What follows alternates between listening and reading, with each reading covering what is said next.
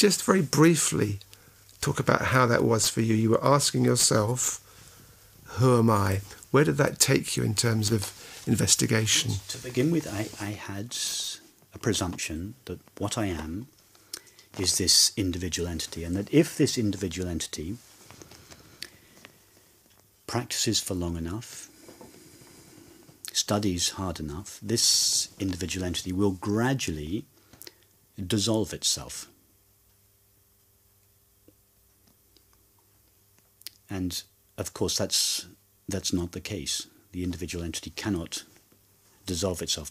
So I reached this stage of complete frustration, of trying to get the separate entity, trying to get rid of the separate entity through all these means, and it didn't work. So a point came when I really stopped trying to get rid of this separate entity, or indeed to do anything to it, stopped seeing it as the problem, and just turned around and asked myself, well, what is this entity that is unhappy, that is searching, that is trying to quiet the mind, that thinks the mind is a problem? I started to look for it, and that was a very decisive turning point when I started to look for the entity which was initiating all these so-called spiritual activities. And this, in a way, we could call it the journey home, because it's the moment the prodigal son turns around. He gets to the end of the possibilities of the body, the mind, and the world, and he turns around, faces himself. So it was a moment when I turned around and said, okay, no more practices for a while. I'm going to stop these practices, that they're like band-aids. They're not going to the heart of the problem.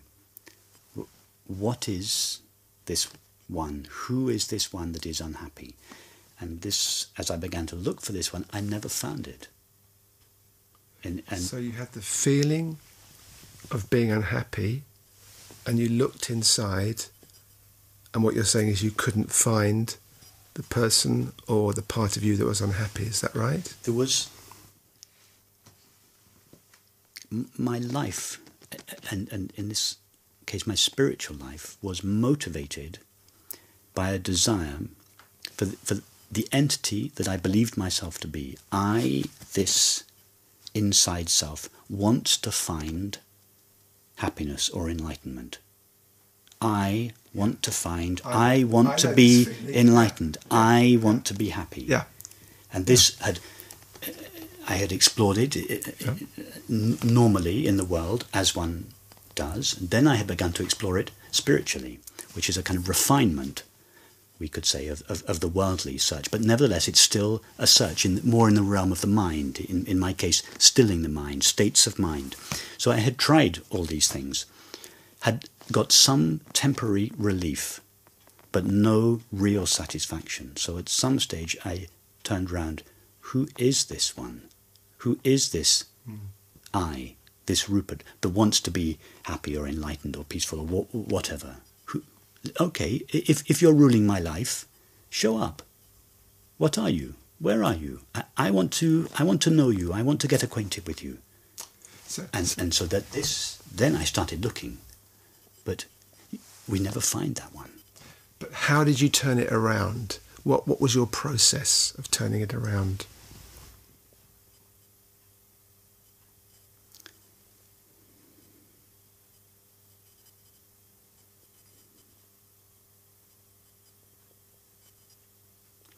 It became clear to me that up until then I had presumed that it is I, this body-mind, I, this entity, that knows the world.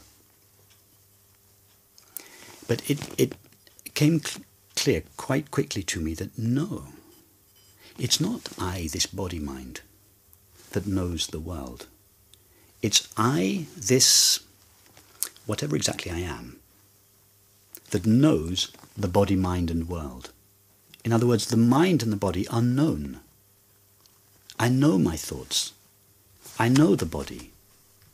The body doesn't know. I mean, your cheek is not listening to these words. An earlobe is not listening to these words. A thought cannot hear. A thought cannot see.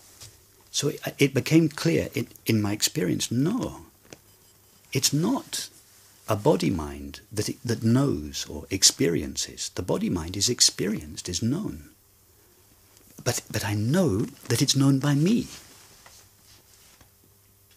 What is this me that I know I am, that is present, that is intimately myself, and that knows thoughts but is not made out of a thought, that knows sensations but is not made out of a sensation. And of course, wherever you look, wherever you try to turn towards it, it's always the wrong direction. It's like if I were to ask you now to stand up and take a step towards yourself. Where would you go? Every step that you take would be the wrong direction, and yet you could never get away from yourself. It was like that. I tried to look for myself. No, I can't find myself in thoughts. I can't find myself in sensations, images, feelings, thoughts. I'm interested in the actual details. So you looked for yourself in thoughts. You looked for yourself in sensations. Yes. You looked for yourself in feelings. Yes. So I said to myself, okay, turn your attention now towards your thoughts. And I would make these little exercises up for myself. Give your attention to your thoughts, whatever it was I was thinking about. Okay. Simple, easy. What should we have for dinner tonight? You give your attention to that thought. Very easy. Then I would say to myself, now give your attention to your body, the tingling sensation at the soles of my feet. Or easy. I know exactly where to place my attention.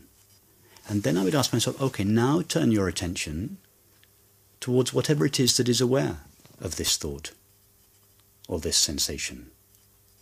Because whatever it is that is aware of the thought and sensation is what I call myself. It is I that knows the thought, that knows the sensation. And so I would say, okay, give that one your attention. Turn towards that one.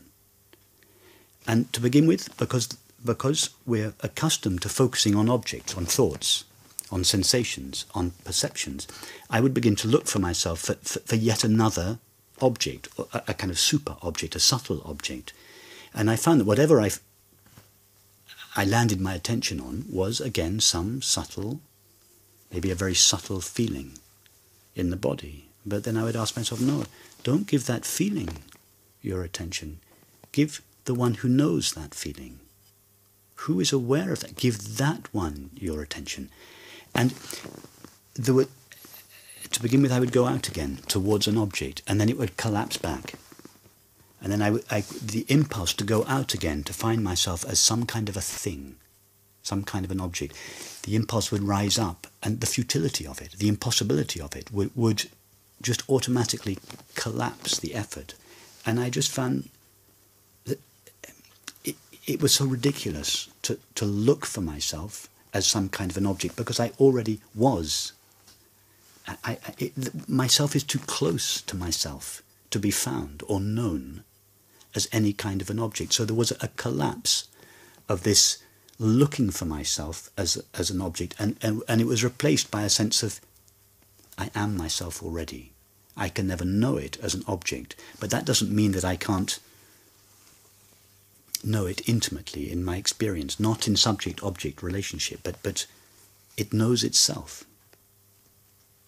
It became so clear that the way to know myself was simply to be myself. That is awareness's way of knowing itself, by being itself, and it is always itself. It became so obvious that I had mistaken myself for a thought or a sensation or a cluster of sensations or an image, and it became obvious to begin with in kind of momentary glimpses, but over time these glimpses stabilized. It just became more and more obvious that I was already intimately acquainted with what I was looking for.